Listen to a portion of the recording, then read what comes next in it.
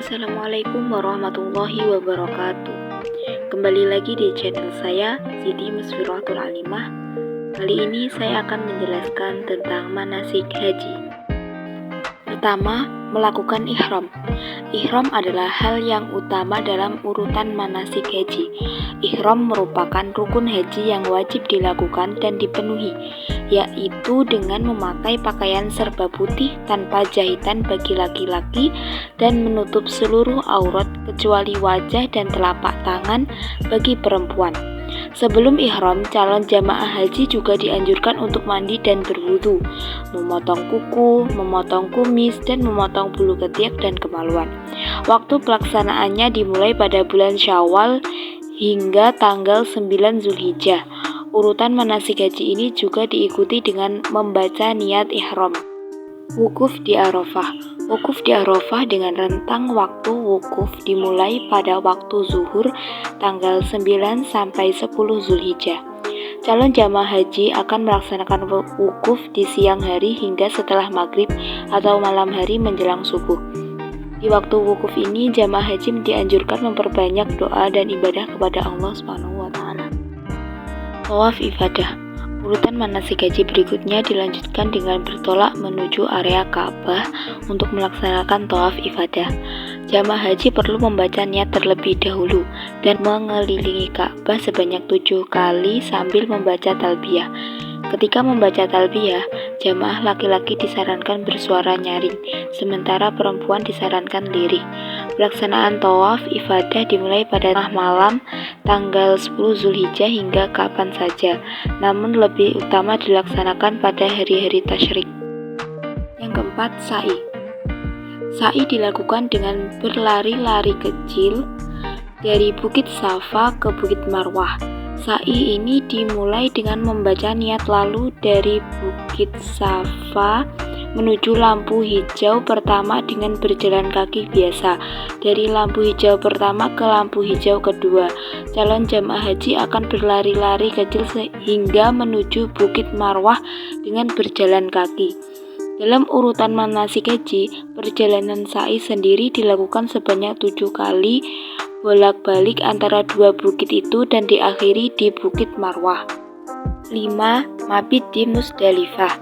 Mabit atau menginap di Musdalifah yang dimulai setelah waktu maghrib hingga terbit fajar pada tanggal 10 Zulhijjah. Setelah itu, jamaah haji dapat meninggalkan Musdalifah ketika masa mabit sudah lewat tengah malam.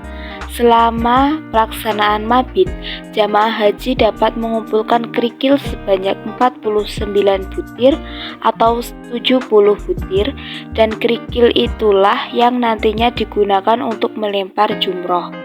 Keenam, melempar jumroh Aqobah. Melempar jumroh Aqobah sebanyak 7 kali. Pelaksanaannya adalah pada tanggal 10 Zulhijjah. Saat pelaksanaannya, jamaah haji tidak boleh melempar 7 kerikil sekaligus, tetapi melemparnya satu per satu. 7. Mencukur rambut. Setelah melempar jumroh Aqobah, sahabat akan melaksanakan cukur rambut minimal 3 helai. Jamaah haji juga diperbolehkan jika ingin menggunduli rambutnya. 8. Melempar 3 jumroh. Melempar 3 jumroh pada hari tasyrik, yaitu pada tanggal 11, 12, dan 13 Zulhijjah. Terdapat 3 lokasi, yaitu jumroh ula dekat arah Haratul Lisan, jumroh wusta yang berada di antara lokasi jumroh ula dan jumroh Aqobah, dan jumroh Aqobah yang berada di perbatasan Mina dan Mekah. Prosesi melempar batu ke 3 lokasi jumroh itu harus berurutan, karena jamaah haji wajib melakukan dari awal jika tidak mengikuti urutan tersebut. Sementara bila jamaah sakit, maka lempar jumroh bisa diwakilkan dengan syarat masih berada pada hari tasyrik. 9. Mabit di Mina. Mabit di Mina adalah urutan manasik haji berikutnya pada malam 11, 12, dan 13 Zulhijjah. Jika melempar 3 jumroh sudah dilakukan, maka boleh untuk meninggalkan Mina atau nafar, baik nafar awal maupun nafar tsani.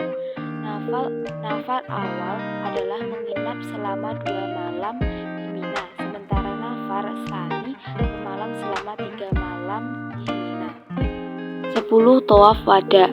Tawaf wada atau tawaf perpisahan yang dilaksanakan saat jamaah akan meninggalkan kota suci Makkah. Jamaah tidak diperkenankan untuk menginap lagi di hotel setelah tawaf wada, kecuali untuk menunggu bus dan mengambil barang-barang.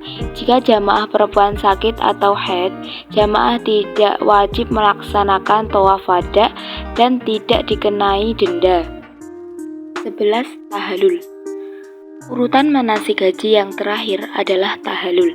Bila semua prosesi dari awal sudah dilaksanakan, tahallul ini berarti seorang jamaah haji sudah terbebas dari ihramnya. Tahallul terbagi menjadi tahallul pertama dan kedua.